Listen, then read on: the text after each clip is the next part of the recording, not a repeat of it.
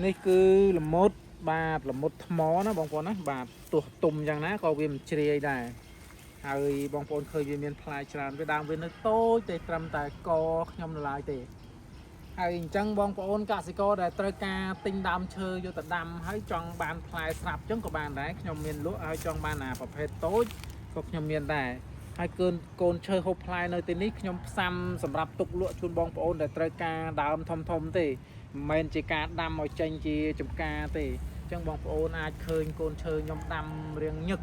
បាទហើយមានកូនឈើច្រើនប្រភេទទៀតបាទនេះជាកូនមានដែលបងប្អូនទិញយកទៅដាំហ្នឹងបាទនេះគឺទឹកដោះគោតៃវ៉ាន់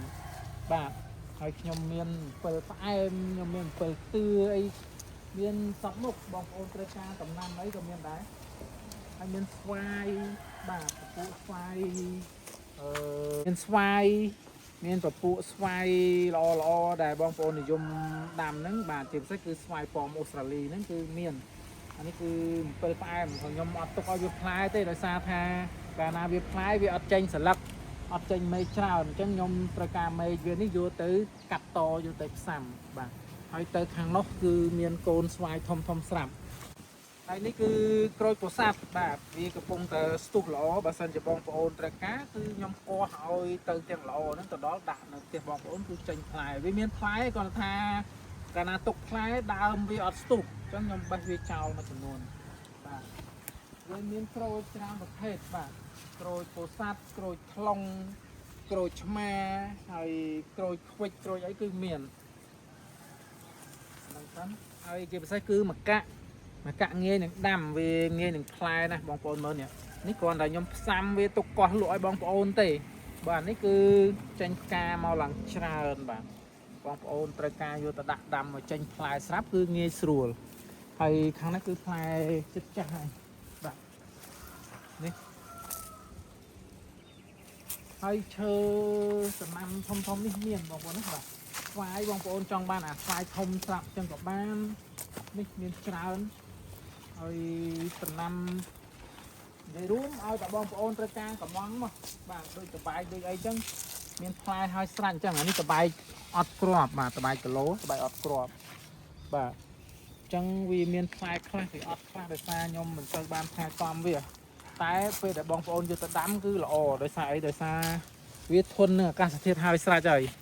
បងប្អូនមើលតបាយបាទមានផ្លែហើយស្រាច់អានេះ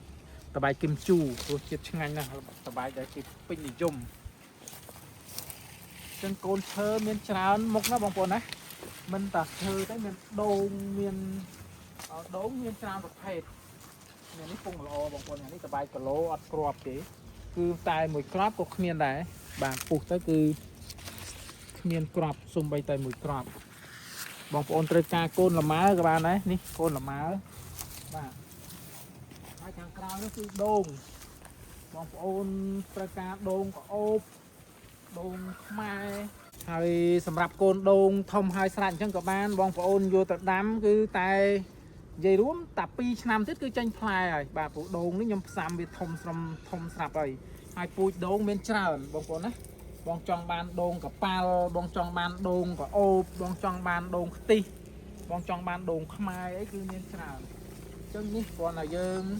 ផ្សាំសម្រាប់ជូនបងប្អូនដែលត្រូវការយកទៅដាំដែលដូងឆាប់ផ្លែទោះបីបងប្អូនដាំអាដូងដើមតូចក៏បានដែរគាត់ថាវាចំណាយពេលរបស់បងប្អូនទៅថែទាំច្រើនសម្រាប់បងប្អូនត្រូវការពពួកដូងក្រហមអញ្ចឹងក៏បានដែរដូងភ្លើងបងប្អូនណាបាទមើលគល់វាដើមវាក្រហមល្អហើយបើផ្លែវិញក្រហមដូចមាសអញ្ចឹង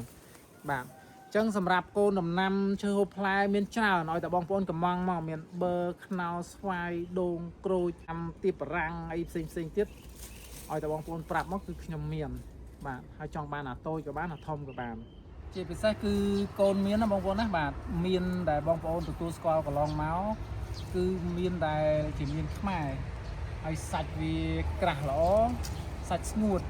បាទរយៈពេលដាំដុះតែ1ឆ្នាំក៏ផ្លែដែរគ្រាន់តែយើងត្រូវបេះវាចោលអត់ឲ្យវាផ្លែទេវាក្រិនដើមអញ្ចឹងវាមានច្រើនប៉ុន្តែវាមិនតាន់ល្មមលក់ជូនបងប្អូនទេអាល្មមលក់ហ្នឹងគឺខ្ញុំផ្សាំទុកនៅកន្លែងផ្សេងនោះអញ្ចឹងកូនមានមួយដើមតែ10000រៀលទេណាបងប្អូនណាបាទហើយបងប្អូនត្រូវការផលិតផលអ្វីផ្សេងបន្ថែមទៀតមានជីកប៉ុសមានដីដាំមាន ផលិតផលកសិកម្មដូចជា EM Trichoderma កាស្កកបោសសកៃដូងមាត់ហើយហ្នឹងបងប្អូនតាក់ទងខ្ញុំតាម page iMan KH ឬ Telegram 077 63299 ជម្រាបលា